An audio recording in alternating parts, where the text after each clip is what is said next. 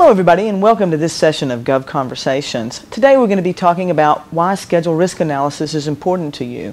I'm Kim Koster. I'm a Senior Director at BillTech specializing in project portfolio management.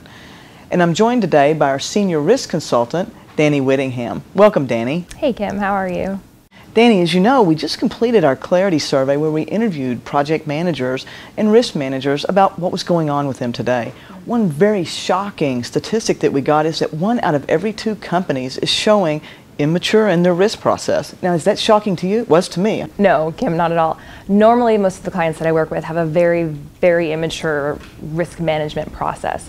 It's not something that's new, but it's been around for a while, but it's just now something people are starting to focus on more. A lot of times companies look at risk management as kind of an unnecessary, extra, nice to do, but they don't really want to invest the time because it does take time, and they don't want to invest the money because it's costly.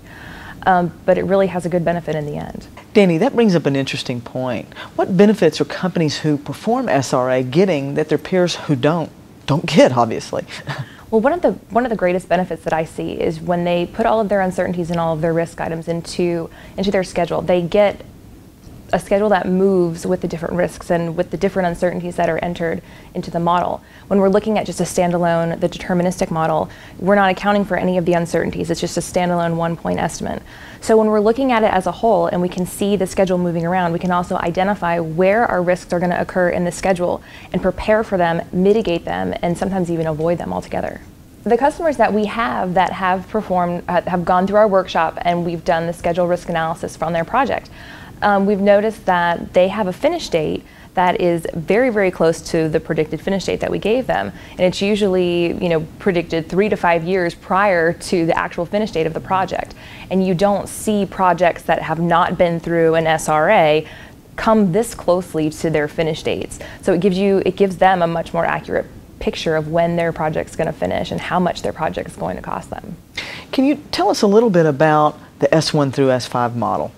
The S1 through S5 model is basically the entire schedule risk assessment. We're going to start out with your basic schedule, your deterministic schedule, and from there we're going to do an analysis on that schedule. Go back and look at the diagnostics of it. We're going to look at the lags, we're going to look at the leads, we're going to look at the logic, we're going to look at the constraints, we're going to look at all of those things. We're going to twist and turn the project, and you can see it in all of these different angles, and that's where Fuse can come in. So S3 will move on to collecting data about the project, collecting risks. Step 4 is actually running the analysis, and step 5 is presenting the results and using the results to create a risk-adjusted schedule that you could actually work off of. So Dani, what's the real difference besides keeping an Excel spreadsheet where you're tracking risk, a project risk register, and then schedule risk analysis? They're actually very different things. When you're keeping a risk register, that's something that's ongoing with the project, with the managers, with everyone that's on the project, because you're looking at what's going on a day-to-day basis. You need that information as input into your schedule risk analysis. So the schedule risk analysis can't happen unless you have all of that information that you can put into the model. Dani, are there any challenges or anything special that we need to be aware of before we start performing a schedule risk analysis on our project? Well, your project has to be ready for a schedule risk analysis. You have to make sure that you have a sound schedule. You want to make sure that your schedule doesn't have missing logic. You want to make sure you don't have an excessive amount of lags or leads. You want to make sure that you don't have constraints that lock everything down so your schedule can't move. And a lot of times, going through, and it will help improve the quality of the schedule just by itself before we go in and add all of the risk uncertainties and the risk events to the schedule.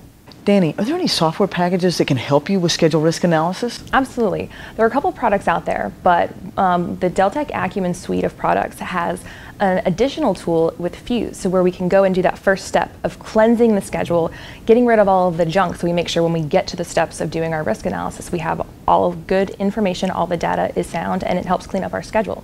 So after we run our risk analysis, we can actually export that and get a nice risk-adjusted schedule and put it back into our scheduling tool. How can BillTech help clients who are wanting to mature their risk processes? We saw that 90% of these respondents said they were not very mature. So how can BillTech help with that? Well, it's really important when you have a risk analysis for someone to come in like a third party. You want new eyes looking at this stuff, because when you're working on your project, you're looking at the same risks, you're looking at the same schedule. So it's important to bring in someone else that can look at it from a different perspective. So that's where we have our risk workshops, where we can bring people in and look at your project, we'll look at your schedule, we'll look at your risks, and help you with the schedule analysis. Project management really is risky business, and this has been an awesome interview. Thanks for all the good information on risk. Great, thanks, Kim.